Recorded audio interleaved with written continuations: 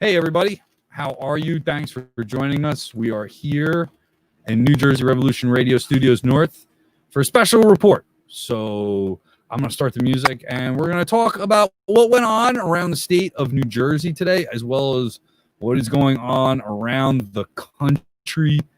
There's a lot. There's a lot going on. I'm watching feeds right now, as a matter of fact.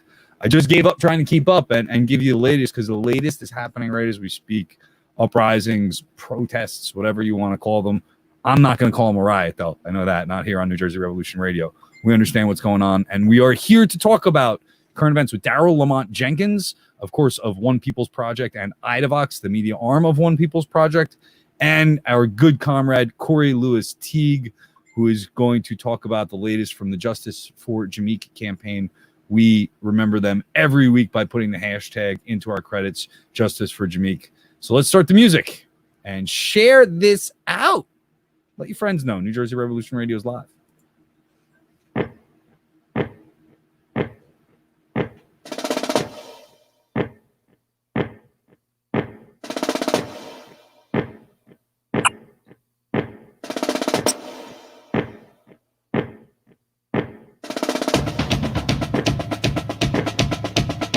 Good evening, everybody. It is, what day is it? It's Saturday, right? Can anybody remember what day it is? We're not on the air regularly, so I don't even know what day it is. I'm used to introducing it as Wednesdays. That might change soon as we come back into regular production starting the second week of June. But tonight we are here live with you to bring on some special guests, talk about what's going on around the state in the wake of a just horrific murder that we've all seen and heard I don't know if you all have seen it. I didn't watch much of it. I really couldn't put myself through that very long. The murder of George Floyd and the protests and the uprisings and the fires being lit around the country. I know people are scared. It's definitely uncertain times, as best I could put it. When you look at what's going on, I mean, right here, you'll see on my screen, this is what I'm watching right now. And these are live feeds from around the country. We just missed the Newark one, so I guess the Newark one just went dead on us. But I was watching live feeds from Los Angeles, Chicago, Minneapolis, Tampa, and all around the country, where, I mean, these are very serious protests. I mean, and mostly I've been watching it online on Facebook, but as it comes closer to home, as we start to see protests pop up around the state of New Jersey, I thought it would be important to talk to a couple of people that were out at these protests today, and one of those people would be Daryle Lamont Jenkins, our comrade. How you doing, sir? Good to see you again. I'm smiling. I'm doing all right. A little exhausted. It ain't like my younger days when I was just able to just bounce around all day long. Now I'm like pushing that 52 and 380 pounds around, and it ain't easy, but you got to do it. Plus, we also still have to deal with that with the pandemic. So it's also a case of staying safe and staying healthy and staying alive so long as this nonsense is going on. I agree. And I've seen you walking though. You've been doing you've been getting into the selfie videos too. I don't know. Well, you've always been a video guy. I just really started getting into the selfie videos. You've been a media guy for decades now. So yeah, but I've never really been doing the selfie. It wasn't so much about being a selfie guy really, because it was because I had just when it comes to my work, it's not about me, it's about everybody else. But on my Facebook page, it's about me. So yeah, I'm doing a little bit more. And with all of this nonsense that's been going on, I've been speaking out about a lot of things that are concerning me. So that's where that's all coming from.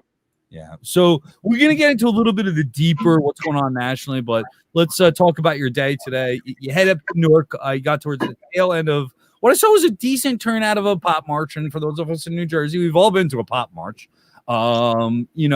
Where'd you get there? What did you see when you arrived there in Newark?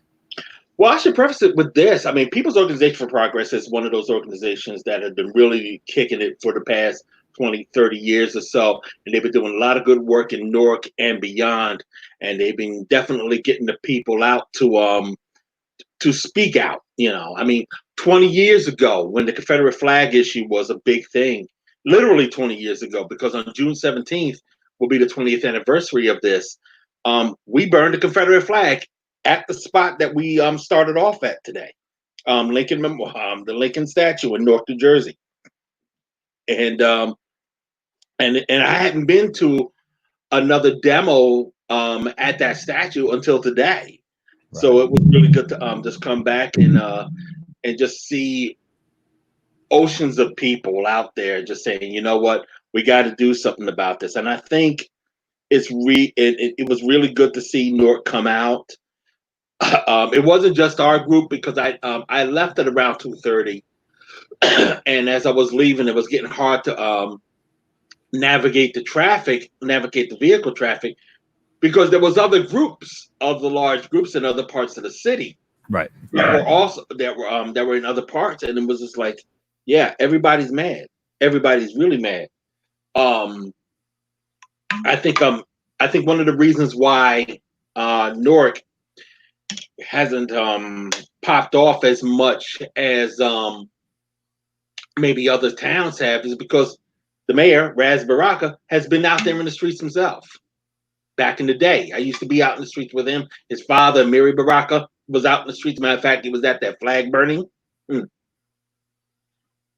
And they pretty much knew, at least the cops pretty much knew that there was only about so much that they would have gotten away with, so nothing happened. Everybody was angry. Everybody was fuming.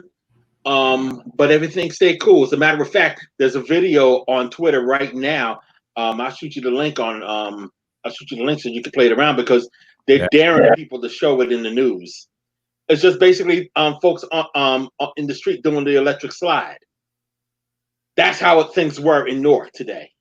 Right. Yeah, it's I mean, I've been to pop protests. I think that those of us that have been activists in New Jersey, we've all been to pop protests.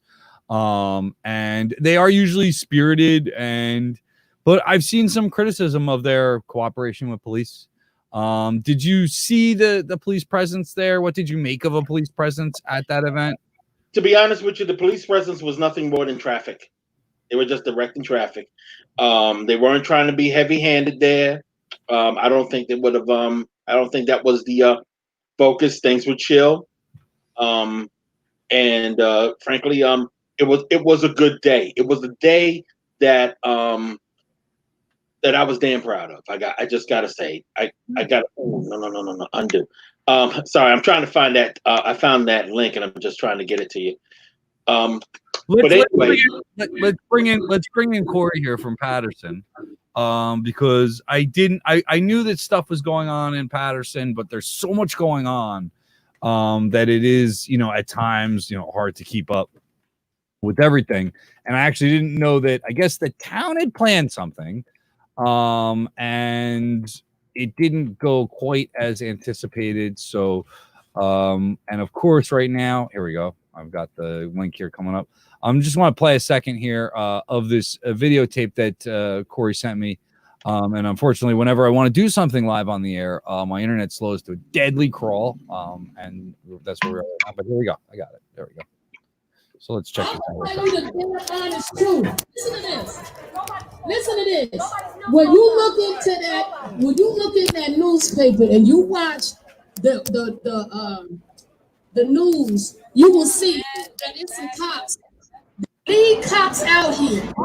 Jerry Special, Captain Murray, now you can hear her, and Sharon Easton. I'm gonna tell you right now, them cops right there are behind, and the mayor and them, they done already arrested a whole lot of crooked cops that I know some people that told what they was doing in their hood. And these cops are now arrested. They arrested in jail. And it's a bunch of them. So if it's still someone out there, it's what I need to know. If they want. So now we heard there was a speaker there, but I believe that was Millie yelling in the background a little bit, right? Or is that the speaker?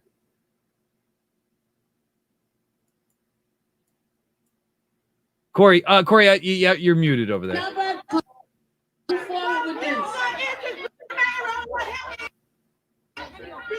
We'll just watch some more of this video. Yeah. This is the part here. Sorry, I didn't. Yeah. Listen.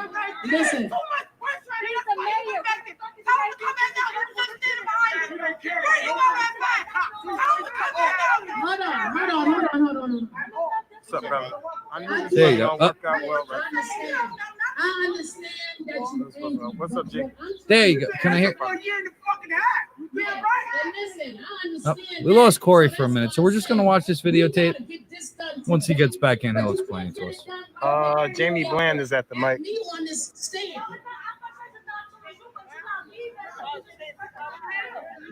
So we did lose Corey for a minute there. Huh? I'm gonna tell y'all right now. You know, Yeah, number. So we did lose Corey for a minute there, but what we were watching there on the videos, there was a speaker up there, but a family member of Jameek Lowry, Millie Lowry, his sister, was interrupting the speaker because supposedly, the mayor wasn't supposed to be speaking. This was supposed to be a community event, but we'll hopefully get Corey back in studio really quickly. I did kind of cut you off a little bit there, Daryle, so let's there he comes. There he's back. There we go. Okay, can you hear me? Yeah, Corey, how you doing? Hear me? Yep. So we just we just watched the videotape for a few minutes when you dropped it, and what we generally saw was you had a speaker, and then the family, Millie Lowry began, I believe, was in the white T-shirt, yelling at the speaker, talking about. Can you explain to us what was going on in that kind of little bit of mess we just watched? This is what happened. Originally, some of us were contacted because they said they wanted to have a prayer vigil in front of the library on Broadway and to bring the community there together. There was no talk of, well, let me say this.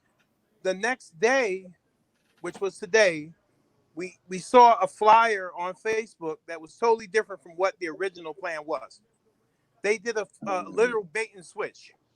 We did not expect the mayor to be there, the police department, the directors.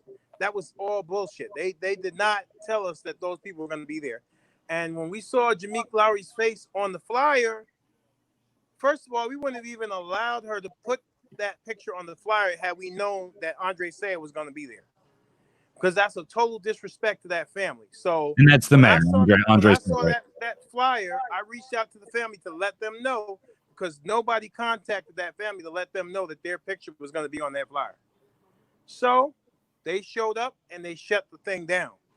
And the lady who was yelling, she was supporting Andre, she was supporting the police. So I think that what they were hoping was, by changing the location and the time, because they even changed the time, that the family wouldn't show up and they would be able to talk on the camera and act like they're doing something to help the situation. But unfortunately for them, their plans were foiled, and the Lowry family showed up and they showed out, and they demanded justice for Jameek, and it went off smoothly. They continue to be just an amazingly strong family. Absolutely. I mean, absolutely. God bless them, Corey. I mean, you've worked so closely with them for so long, and I've been in loose communication to keep an eye on what's going on. I try to lend support when I can. But whenever I dip into this conversation, they always impress me. They are still determined as they were when they did declarations. They have not stopped going to city council meetings. And I've seen support come in and out. Honestly, like a lot of things go on. You know how it is. People get distracted. Right. People support you, and then all of a sudden a job shift changes when they can't be around. Indeed. But that how do they stay so strong? What is the source of strength in that family? I think because they look at the fact that there are children involved, that he has children that won't see their dad anymore, because that was what Millie was echoing today. Because what they thought was going to be a prayer vigil, the community and the family, we turned that into a protest. They wanted it to be a simple prayer and everybody just go home. Nah, that's not how it worked. The family showed up, and her message was he had children, and she kept repeating that. And I think that this family is prepared to fight for the long haul until they get justice for Jameek, or until the truth comes out about what they did to him, because that's the whole thing. They don't want to come out and admit that one of their police officers killed him, which we drew that conclusion from the evidence that we had and from the evidence that Michael Baden, who is a world-renowned pathologist, revealed that he was strangled to death. So, the family, as you saw today, is continuously determined to get answers for what happened to Jameek. Yeah, I thank you so much for sharing this, and I know that that the family gives you their blessing, and we're still here with you. We're coming back into production every week, and #Justice for Jameek will still be a part of New Jersey Revolution Radio Live every week, and you're always in our thoughts and prayers. I want to talk a little bit about what's going on around the country, because I think it's important, and why it's so important that you tell this story and we use this moment to highlight justice for Jameek is because we see these uprisings, these rebellions, this, looting, and if you're going to Best Buy, loot me something nice. We need some audio video equipment, please. But we see the criticism out there of it, but it's not random destruction. It's stories like Jameek that are happening every day. It's not random. They're not lighting Target on fire because fuck Target. They're lighting Target on fire because apparently they were supportive of the police department over there and were refusing to sell items to protesters. So and you know what? The black-owned businesses are generally being left alone. The pawn shop that was ripping off the drug addicts is getting torched. Oh, fucking well. I got no business as a white man coming up to Paterson and fucking with your community, right? I come there to cover it. But you know what? Right. I'm not going to look at any community that is fighting oppression and say that these are innocent businesses or these are, these are places that the community is targeting based on what's going on in the community. And a lot of the time, we're talking about murder. We're talking about police murder, which hasn't just happened in Paterson more than once. We're talking about Newark and Elizabeth and Camden, and you name an urban city in this country, there's police murder problems. So that's the result of what you're saying. Now that I've had my rant here, and I didn't curse much, Daryle. Daryle doesn't like it when I'm cursing. He's a good he's a good, friendly man, a good, God-fearing man. We all love him very much. But Daryle, around the country now, the overall vibe of the protest, you are always concerned with right-wing elements. And I'll tell you, I'm concerned as well. You are very concerned with these protests being disrupted. I'm actually really concerned on even a larger scale.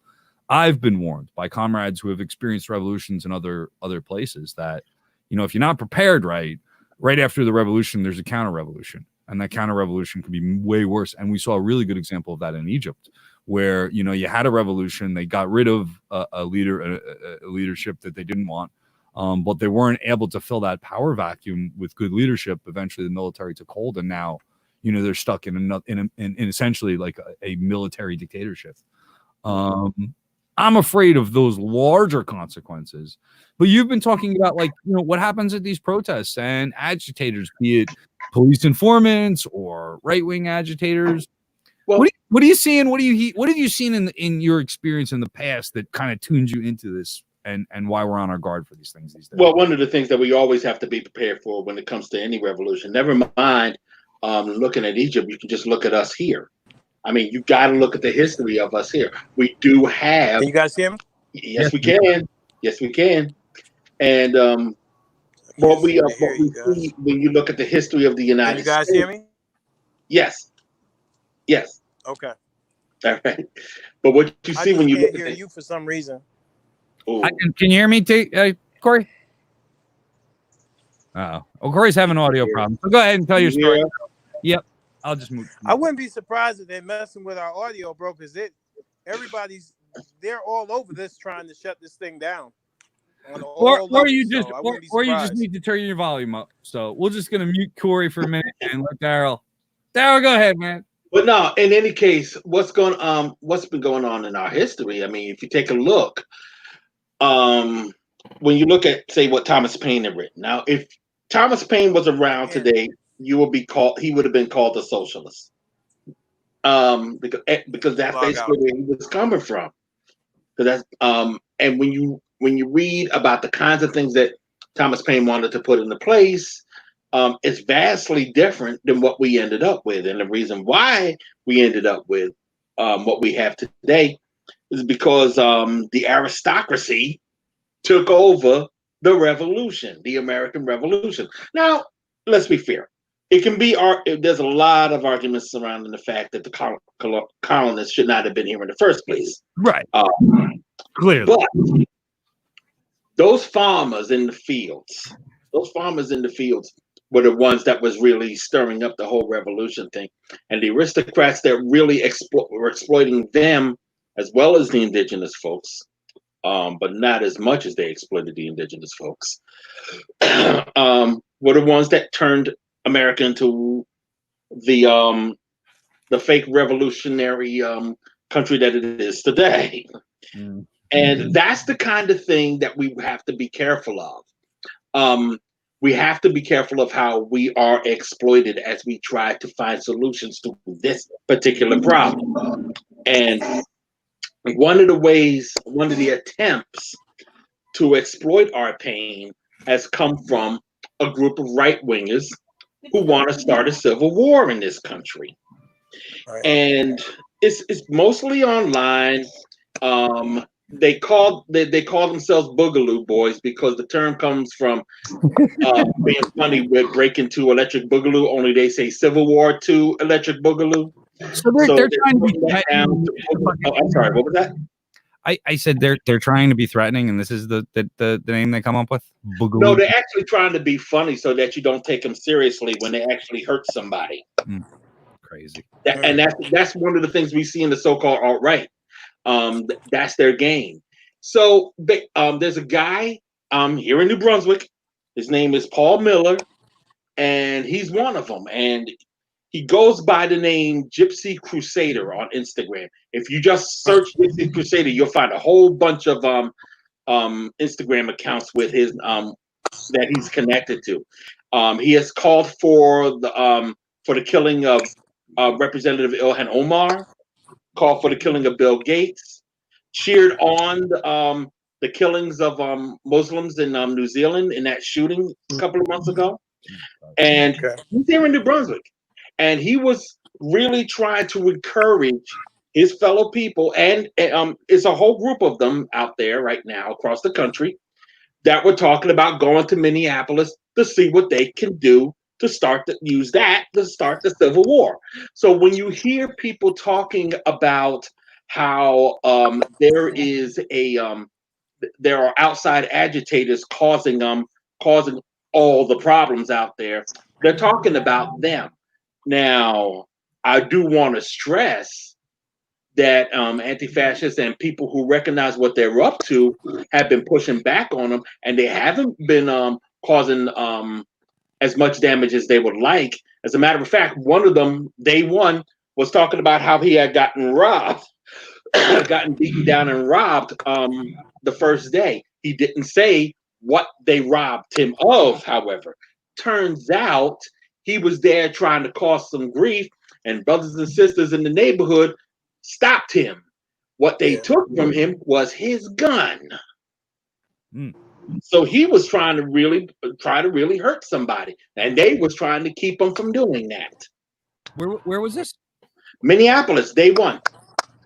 Yeah, crazy. Minneapolis. You ever dealt with infiltrators and people trying to rattle up the protest, man? Oh yeah, absolutely. It's a weird experience, isn't it? Like the person on the mic was doing just that. Mm-hmm. You know, and you know, we identified it immediately, and you know, it's disheartening when your own people flip on you like that and try to tell. I mean, how do you tell this family, you know, that you understand their pain? You don't understand their pain. Right. You didn't have to go through that, and then you're trying to be misogynistic, you know, with the audience and trying to tell the family to calm down. Somebody even walked up to me and asked me, can you get the family under control? Like I'm like a taskmaster or something. Jesus. Like today, somebody was like, you need to talk to them. You know, this is a prayer vigil. Hey, you guys called it a prayer vigil. We were under the impression that it was going to be a rally by the library, not in front of City Hall. Do you know who is responsible for using the family's name? Like, who put that on the flyer without the family knowing? Well, you know, I gave her the picture because she told me though the mother is okay with it because she wants her son's name and stuff. Right. Oh, okay. So they did. All right. So it wasn't when I did give it to them, I was not under the impression that the mayor was going to be a speaker. You know what I'm saying? Because the I know enough about this case to know the mayor shouldn't be opening his fucking hole in front of it. Yeah. Come on, man. They told me, you be one of the speakers. They told me I'll be one of the speakers and a couple others. You know, it was going to be a community-led effort. Yeah. And then when the flyer comes out, we see the mayor, we see an assemblyman, we see ceasefire, we see all the police. Like, what are y'all doing? And then you got Jameek's picture there, and I mean that like I said, when they got the picture, they did not say to me, "Oh, the mayor is going to be one of the speakers." Crazy. Once we saw that flyer and I realized his name's on there, I said, "Oh, hell no, man!" We called the family and we organized to get over there and shut that mess down. Because that's not how you do things. You don't bait and switch people. Yeah. If you're going to tell me that you need to tell me up front, who is it that's going to be speaking? Because it is very important. If the family of Jameek Lowry is going to be there, why would you have the mayor speaking to them when they couldn't get the mayor to tell them anything in a year and a half? What does he possibly have to tell Oh, yeah. them? That guy. Oh, When that's he the mayor lied- that ran right the Yeah. hell away from me Yeah. when he saw me with a video. when he- And I give credit to the city councilman that actually spoke with me and took a minute with me to speak with me. Yeah. But that mayor didn't even introduce himself. He saw I had a camera and I asked this, and it was the first time I went and covered. So I Yeah. didn't recognize the mayor right off the bat. And I just grabbed the guy because I saw the little pen. I said, "Oh, you want to talk to me?" He said, "Sure." And when I had a chance to do that, that mayor turned tail and ran to hell. You saw a little cloud of dust, and Right. just like the cartoon, there was a hole in the wall behind him. I don't even think he opened the door Right. in the shape of a mayor because he Right. ran. I do want to get one more question here because we got to wrap up. We're all tired from a very long day. We need to get our rest because this fight ain't done. One question's popped up is, should we be gathering up like this during COVID? I went down and covered. I went down and covered the Say Their Names protest in Trenton. It was a driving protest. They did gather up in the parking lot, and I stayed around the outside. So and it was good enough for my purposes to grab a camera angle, and I thought it looked nice. But so I managed to personally stay 6 feet away from everybody. Within the crowd, you could see people mixing, people keeping not wearing their mask properly. Are we putting ourselves in too much harm's way by getting out in the streets during? Are there ways though? Man. What else do you do? Well, let me answer that. Let me tell you real quick. Real quick. White supremacy killed more people than COVID-19. Mm-hmm. COVID-19 ain't gonna be able to kill as many people as white supremacy has. Yeah. Okay. And speaking to white supremacy, it's the folks from who were out there trying to fight against the shutdown and all that, all the right wingers and the militia groups that are making that argument because we was all going after them, right? And when they were out there. Now, let's be real. Now, people, we're all getting ready to reopen now. Now we're getting ready to come back to normal. It's slow but sure. But here's the thing: it is a catch-22. We still have to be safe. We still have to make sure that we are going to be healthy at the end of all of this. But the thing is, we are still in the same mindset that we were in when we said we need to shut down. We shut down because we are looking out for each other and we don't want to get ourselves hurt and our friends and our family hurt. We are out there today because we're looking out for each other and we don't want to see ourselves and our friends and family hurt. They were out there. Those folks who were calling themselves patriots and all that were out there because what about me? Yeah. We're out there because we're saying, what about you, brother? What about you, sister? What about us? Exactly. There's definitely a difference in the causes. we have to recognize that. I want to. So we are getting word, and we are working right now with a number of people on protests happening around the state. It doesn't seem to be slowing down. I am concerned, and just from a New Jersey Revolution Radio standpoint, I'm like, should we be covering these? Should we be what's my responsibility in this? And as a media activist organization, we're trying to be safe, and we're trying to get out there and make sure that the messaging here gets out there right. That hopefully it leads to positive change. I mean, ultimately, look, I've not advocated for any violence or anything, but I'm not going to sit here and condemn anything that's going on in any of these communities. This country needs a revolution. I got to say something to that. I want it to be positive. I want it to be a good thing. I got something to say to that too. I just like I said about some folks that were out there instigating from the right wing. I don't want to diminish the fact that there is real anger out there. There is real frustration out there. And it isn't just them. It's people that are saying, look, enough's enough. We got to do something. But now we're fighting the battle on two fronts. I do not want people to say that you got these white supremacists instigating stuff and denying our pain, because that's still there. Yeah. By the same token, We still have to look at those right wings and those white supremacists and politicians. We got to throw them in there, considering what we're talking about today, and recognize that we also don't want it exploited either. So, and in regards to the violence, there was a band back in the day. I just tweeted this out a couple of hours ago. There was an industrial band back in the day called Pop Will Eat Itself. They had a song in which one of the lines that stuck with me is true today. If the answer isn't violence, neither is your silence. And that has been the problem. There's been a lot of silence around from various camps around about the number of cases that we've seen just in this past year alone. We were talking about Ahmaud Arbery, but then that slowed down. Breonna Taylor, that was hardly even talked about. And even if you want to bring up Christopher Cooper out of Central Park with the lady that was calling the police because she was mad at him or whatever, you know, all of that came, and then really no one was talking about George Floyd until things happened. So it's unfortunate that things are going in that direction. You can say, yes, it is unfortunate. But it's even more unfortunate that this keeps happening without any resolution whatsoever. I'm more concerned about that. I'm more concerned about getting some police reform or revocation. Really think that it is now come to a point where we are in the position to make things happen, and we are going to make things happen because this has gone on for way too many generations. It will end with this one. Make sure you follow Daryle Lamont Jenkins and One People's Project as well as Ida Vox. Arm. Corey, get your plugs in, man. What you up to? Where are we going to find you?